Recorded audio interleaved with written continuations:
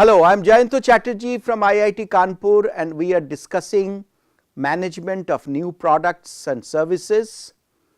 Our topic for today will be managing new products in large organizations, which means over this session and the next couple of sessions, I will be discussing with you that how as product manager, how as a champion of a new product, you should manage and strategize inside a large organizations, and how your strategies will be different if you are actually championing a new product as part of a startup or in a small organization. So, understanding in the larger context therefore of the organization, you should be able to manage the new product in a better way. So, all large organizations today are very interested in new products. So, product managers, new product managers are very much in demand today in large organizations, because today all organizations are going through turbulent times and they all need new products. It has become almost the lifeblood of most organizations, because only through new products and services they can ensure growth. And remember that sometimes these new products can be a radically new product, or sometimes they can be new to the organization but not new to the world, or it can be a new product that is adding to an exist. So, it is an enhancement or augmentation, that means an incremental innovation rather than a radical innovation. These various types of innovations and which innovation is more appropriate at what stage of the technology life cycle and the product life cycle we have discussed in an earlier session. So, fostering innovation, ideas, information and relationships. I have introduced just now some new points, that information and relationships. These relationships relate to the way you operate within an organization, your relationships with your other colleagues, as well as relationships sometimes with external network partners will be important elements of success. So, normally it is the performance gap, that is the disparity between existing and desired product capabilities, that will drive the need for a new product. So, many times therefore in large organizations the initial drive is for actually an incremental product, so that the market performance can improve. So, if we actually put it together as a model for the model of innovation sequence for new product design and development, you can actually look at this. So, on one side we have environmental forces, that means the global competition, regulatory changes. So, sometimes your pollution level has to be brought down, or your the life cycle assessment wise your product may have to be modified, because there are new standards which insist on recyclability or reusability or safe disposal and so on. So, just for that example, for example, many perfumes no longer can use some chemicals which were earlier part of the fluoride based things that were actually on which the perfume molecules were spread. So, now actually therefore you need to bring in, or sometimes people are now insisting on non-alcoholic perfumes and deodorants and so on. So, these are regulatory changes or changes in health awareness, the changes in consumers preferences that actually often drive these environmental forces, drive need of new products.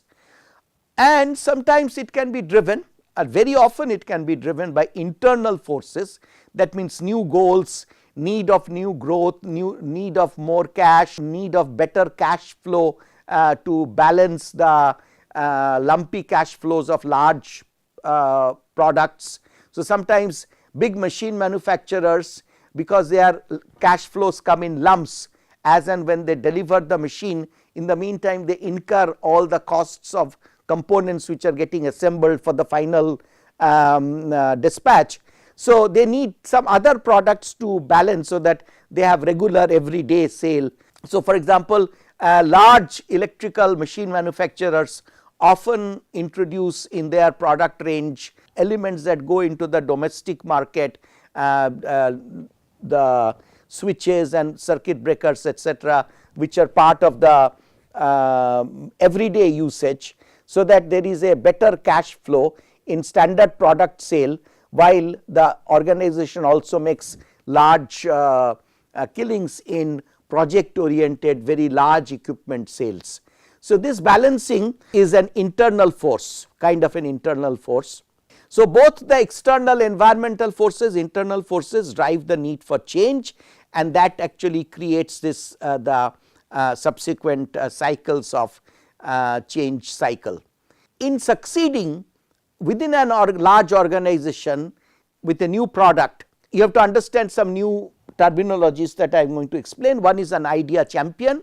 An idea champion is a person who sees the need for a new product and champions the change that is necessary to make that new product successful within the organization. The 4 roles in organizational changes that you have here: inventor.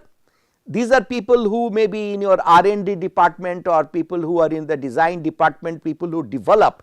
They do not actually understand all the different technical aspects that are necessary to be built in, all the associated stuff that need to be connected, so that the product actually crosses the chasm that we discussed in an earlier session. So they are actually more pure scientists and so on. The next role is very, very important, this role. This is the role of the champion. This person normally will be quite adept. He believes in the idea developed by an inventor.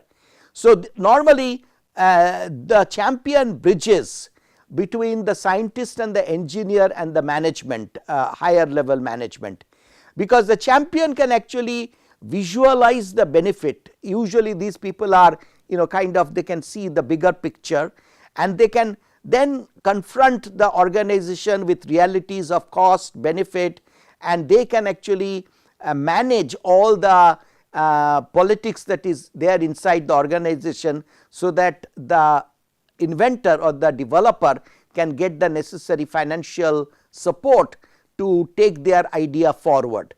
And then of course you need the high level management sponsor who will support the champion, and so that the inventor can actually get all the resources and the product can see its the light of the day.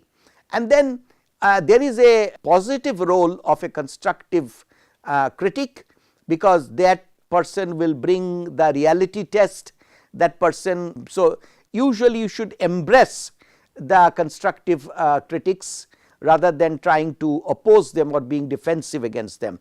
So because these people can bring the necessary features that takes the product from the early enthusiasts or the lead users or the innovators to the early majority. To win the early majority in the product life cycle after launch, you should listen to your internal critics, the constructive criticism, very well. The new venture team is often actually in large organization, these people are spun off as a separate entity, so that they are not burdened by the different rules, regulations, and different heritage, all the bureaucracy, and so they are usually given a separate unit so that they can be freer. Sometimes you have to have the skunk works. These are separate, small, informal, highly autonomous and often secretive groups that focuses on a breakthrough product for the business. And they are called skunk works because, like it is said, that when IBM, which was the manufacturer of these large computers, and at that time initially they ignored people like Apple and others who were coming up with these hobby computer and which was quickly turning into something called the personal computer. And initially, though publicly top management in IBM and other places said, why will a person need a computer? A computer is only needed by a large institution like an insurance company or a steel plant or an automotive plant. Why will anybody need a computer at home? But they knew that this is a strong trend and they were clever enough. So IBM set up a unit which was completely away from their East Coast facilities in US, and it was in a different location, and they, in fact, the people who worked there to develop the IBM's winning range of personal computers. In fact, the PCs as we know them, many innovations in the product happened because of that IBM foray into that market. But initially the people who did all that new product development and created that successful architecture, and I will the PC is an ideal example of product platform and product architecture. I think I briefly discussed that in an earlier session. Now, the success of the IBM PC foray happened because many of those guys did not even know that they are working for IBM, and the main IBM facility did not know that their company was actually investing into this. That is why it was almost like a secret. Later on, when it was successful, then it was called IBM and everything came together, etc. So that is why we use this word skunk works, because it is a small, informal, highly autonomous and often secretive group. The new venture fund, this is actually, you often hear this venture capitalists, angel investors and these words. These are people who make this rapid proliferation of exciting new product introductions possible, because they believe in these disruptive technologies and they put their money where their mouth is, and these investments make it possible. But the idea incubator is a very interesting concept for a large organization. Many large organizations today create this venture fund within the organization and manage good ideas promoted inside the organization by champion inventors, and support them with a fund and incubate them. That means shield, they nurture them well so that they are protected from all the politics and bureaucracy of the organization. So that is why they are called idea incubators. And even then, often actually organizations find this open innovation is a very powerful concept that has become very popular around the world over the last 10 years. In this open innovation, organizations openly go and talk to academic institutions or other smaller companies, and if there is a good idea there, they will provide some funding and some backup, and they will often purchase the initial developments made in an academic lab or in a small company and integrate that with the new product development effort in the large organization. So we often therefore call it tapping into an innovation ecosystem. A very popular way of tapping into this open innovation is by organizing competitions. So you put a big amount of money and say, okay, I am looking for brilliant ideas in this particular domain, and that way organizations often actually get hold of very important developments which within their organization, because of the structural inertia, might not have happened, and then they acquire this through various ways, through joint ventures, licensing agreements and other alliances. To conclude this discussion about new product development within a large organization, I would like to point out that there are some vested interests and resistance to change which as a new product manager you should be aware of, and they are not people who are malignant, but they are people who are they fear their personal loss, and they have lack of understanding or trust of this new thing they are coming. They are not prepared to adapt, they are not good learners. So the uncertainty is not liked by them, so they will resist the change. So you have to carefully create the confidence that it is not actually meant to harm that person personally, and encourage people who actually will embrace and celebrate the pro changers rather than the no changers. And sometimes if you actually it is good to look at what we call this force field analysis introduced by Lewin, who is actually a guru of change management, and he said actually you take the change, on one side you stack as vectors the driving forces, things that are necessary to driving the need for this particular change, and parallelly recognize the restraining forces and barriers.